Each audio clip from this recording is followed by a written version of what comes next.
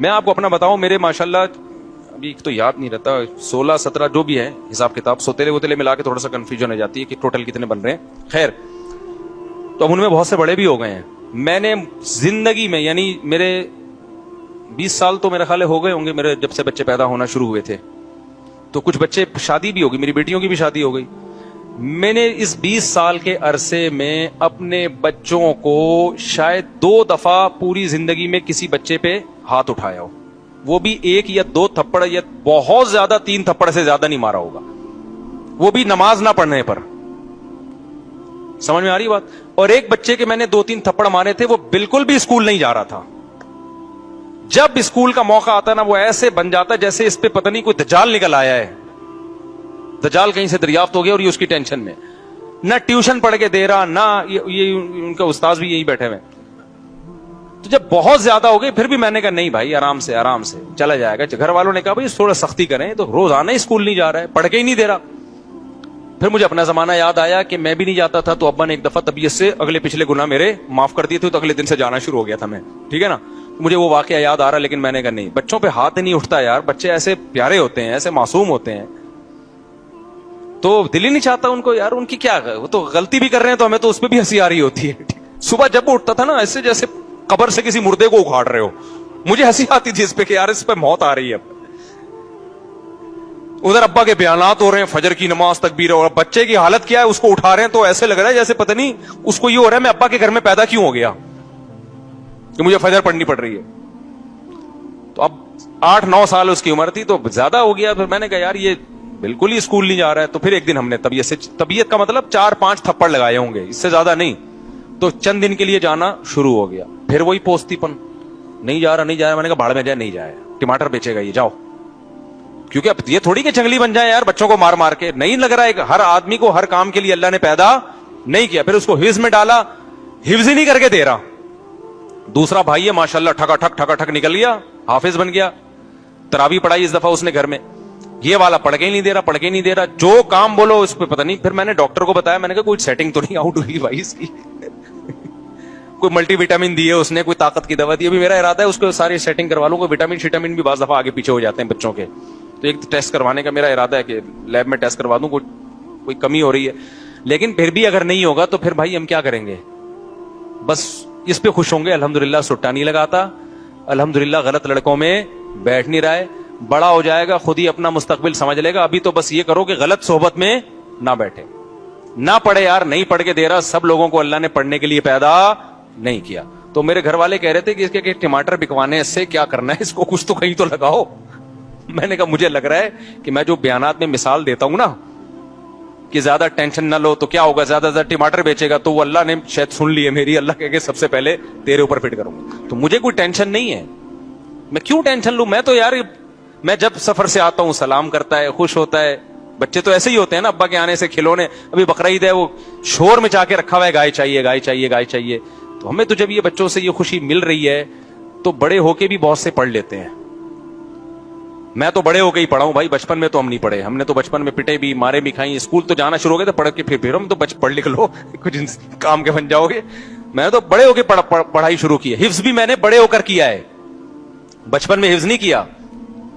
بڑے ہو کر, میں پورے مولوی بننے کے بعد میں نے حفظ کیا ہے, ٹھیک ہے نا, اپنے طور پر حفظ کر لیا. تو جب شوق ہوتا ہے تو سب کچھ ہے. اگر چترول لگا کے بچے کو آپ نے انسان بنانے کی کوشش کی نا, تو پتہ نہیں کیا بن جائے گا وہ.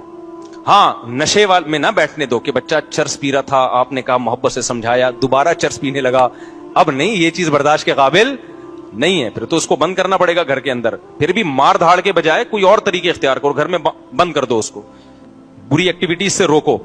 سمجھتے ہو کہ نہیں سمجھتے ہو؟ تو اس لیے باپ کو بھی چاہیے بھائی بچوں کو محبت دے, وہ تمیز سے سمجھائے, ان کو رسپیکٹ دے, ان کو یہ احساس ہو کہ ابا ہمارا. دیکھو, جس باپ کے گھر میں آنے سے بچوں کو خوشی کے بجائے ٹینشن ہونا شروع ہو جائے, وہ کامیاب باپ بولو نہیں. اب چونکہ مجھے اپنے ابا یاد آنے لگتے ہیں نا, تو پھر میں میرا جذبات ہی ہو جاتا ہوں. وہ ہمارے ابا جب گھر میں آتے تھے ہمیں خوشی ہوتی تھی. ہم پنجاب گئے ہوئے تھے, 2 مہینے کی چھٹیاں ہم پنجاب میں گزارتے تھے, تو ہمارے ابا یہیں ہوتے تھے. تو ہمیں پتا چلا ہمارے ابا بھی آ رہے ہیں, تو ہمیں اتنی خوشی, یار ابو بھی ہمارے ساتھ یہیں رہیں گے چھٹیوں میں. تو اگر کوئی کسی باپ کے گھر میں آنے سے بچوں کو ہو رہی ہے خوشی, تو اس کا مطلب وہ ابا کیا ہے؟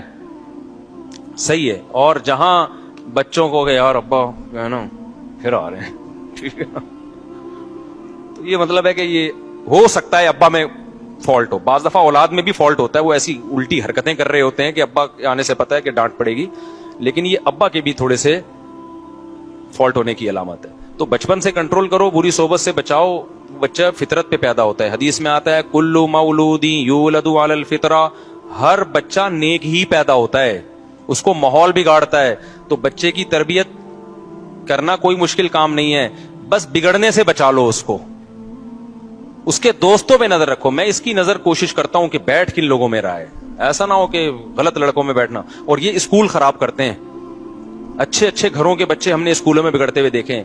اس لیے نہیں کہ اسکول ان کو بگاڑ رہا ہے, اس لیے کہ اسکول میں بعض دفعہ ان کی جو دوستیاں ہوتی ہیں وہ ایسے لڑکوں سے ہو جاتی ہیں, وہ لڑکے ان کو موبائل میں غلط چیزیں دکھا کے, نشہ اور یہ الٹی الٹی باتیں کر کے, ابے تمہارا ابا تو تمہیں کچھ کرنے نہیں دیتا, ابے تمہیں سینما گھر نہیں جانے دیتا, ابے تمہیں فلم نہیں دیکھنے دیتا. اس طرح کی باتیں نا دوست بچوں کو سکھا سکھا کے ماں باپ کے خلاف ورغلا رہے ہوتے ہیں. بلکہ ایسی باتوں سے عورتیں بعض دفعہ عورت کو شوہر کے خلاف ورغلاتی ہیں. میرے سامنے ایک طلاق کا کیس آیا, ایک میاں بیوی کی بہترین زندگی گزر رہی تھی, آسٹریلیا میں تھے وہ.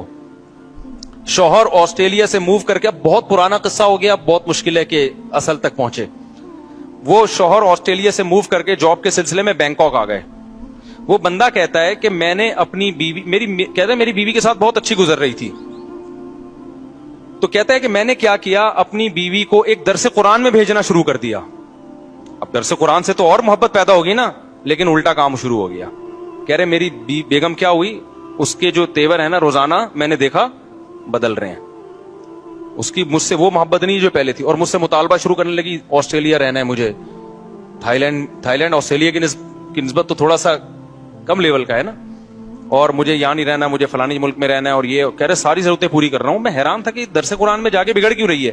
پتہ یہ چلا کہ وہاں کچھ خواتین بیٹھی ہوئی ہیں جنہوں نے اس سے دوستی لگا لی ہے, اور وہ اس کو ورغلا رہی ہیں.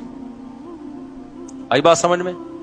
درس میں تو یہی میاں بیوی کے حقوق بیان کیے جا رہے ہیں, درس دینے والے بھی بڑے اچھے آدمی تھے, لیکن عورت کیا کر رہی ہے, وہاں کوئی فسادی عورت تھی, وہ کیا کر رہی ہے. تو بھائی تم آسٹریلیا جیسے کنٹری کو چھوڑ کر یہاں آ گئی, تمہارا دماغ خراب ہے. اب وہ بندے کی مجبوری ہے, وہ کہہ رہے ہیں آسٹریلیا کا ماحول تھائی لینڈ سے زیادہ خراب تھا ان کے بقول. وہاں بچے کے بگڑنے کا چانس. تھائی لینڈ میں گیا ہوں, دو دفعہ گیا ہوں. تھائی لینڈ میں مخصوص علاقے تو ہیں جہاں بہت زیادہ بے حیائی ہے. نارمل جو گھروں کے حالات ہیں وہ یورپ سے اچھے ہیں, یعنی بچے آرڈر پہ نہیں بگاڑے جاتے وہاں پہ. تبھی انڈیا کی بہت ساری فیملیز تھائی لینڈ موو کر گئی ہیں. تو کوئی بھی بینکاک یا تھائی لینڈ جا رہا ہو نا, تو فوراً فتوا نہ لگا دیا کرو عیاشی کرنے جا رہا ہے. بعض دفعہ عیاشی سے بچنے کے لیے جا رہا ہوتا ہے, کیونکہ دنیا کے حالات اس سے بھی زیادہ خراب ہو چکے ہیں بہت سے علاقوں کے. کہہ رہا ہے نتیجہ کیا نکلا, اتنی تو میں اتنے مسائل ہوئے نا کہ بالآخر طلاق ہوئی ہے ہمارے درمیان. اور کہہ رہے میں یہ سوچتا تھا کہ میں نے اس کو درس قرآن میں کیوں بھیجا. تو درس قرآن نے اس کو نہیں بگاڑا, اس کو بگاڑا کس نے. اور پھر وہ خاتون کورٹ سے بچے بھی لے کے غائب, بیٹیاں لے کے غائب. اور وہ بیچارہ میرے پاس آ کے رو رہا تھا, کہہ رہے میرا دل چاہتا ہے میں خودکشی کر لوں, کیونکہ بیوی تو گئی, بیٹیاں بھی کس کو دی ہیں کورٹ نے. ایک پاکستانی عدالت میں کیس چلا تھا, نیشنل یہیں کے تھے, وہ پاکستان آ گئی تھی, پھر پاکستان سے بچوں کو لے کے آسٹریلیا چلی گئی. اور پھر پتہ نہیں آسٹریلیا کے کورٹ سے کیا یا پاکستان سے کیا, مجھے پورا واقعہ یاد نہیں. کہہ رہے بچوں سے بھی گیا میں, اور بیٹیاں یاد کر کے نا ڈپریشن میں. کہہ رہے میں تھائی لینڈ چھوڑ نہیں سکتا, میری جاب اس ٹائپ کی ہے کہ میں چھوڑوں گا تو میں مسائل ہو جائیں گے. تو بعض دفعہ اچھا اسکول ہے, لیکن آپ کے کلاس فیلو آپ کے بچے کو کیا کر رہے ہوتے ہیں, بچے کی کلاس فیلو بگاڑ رہے ہوتے ہیں. ابے تو اپنے ابا کی کیوں مانتا, ابے تیرے ابا نے کیا دیا. خواتین بگڑ رہی ہوتی ہیں. مجھے یاد ہے جب میں نیا اس علاقے میں آیا تو میری مالی حالت زیادہ اچھی نہیں تھی اس وقت. اچھی تھی لیکن ایسا نہیں تھا کہ کوئی ڈیفینس یا گلشن اقبال میں جو ان کا اسٹیٹس زیادہ اچھا ہے. تو میرے گھر میں ایک سیکنڈ ہینڈ فریج لے کے رکھا ہوا تھا میں نے. ایک خاتون آئی, آپ کی وائف سے ملنا ہے, آپ کی وائف سے ملنا ہے, وائف سے ملنا ہے. آئیں اور چلی گئیں اور لڑوا دیا ہم دونوں کو. میں حیران ہوں یار ان کو ہو کیا گیا. وہ خاتون نے کیا ہے, میاں آپ کے ممبر پہ باتیں تو بڑی بڑی بیویوں کے حقوق کے کرتے ہیں, یہ فریج لے کے دیا بھائی آپ. یہ بات ہوگی 2004 کی یا 3 کی. اور مسجد کا گھر تھا, مسجد والوں نے گھر دیا ہوا تھا مجھے. مسجد والے بھی آپ کو پتا ہے جو گھر دیتے ہیں نا اس میں چونا ہوتا ہے نا کوئی, یہ بھی نہیں تھا. بہت ہی وہ تو اب میں نے ریپیئر کروا کے کچھ, گھر تو اب بھی مسجد کا ہے لیکن کچھ اس کو ریپیئر کروا کے صحیح کر تاکہ کوئی خاتون آگے لڑوائے تو نہیں کم از کم.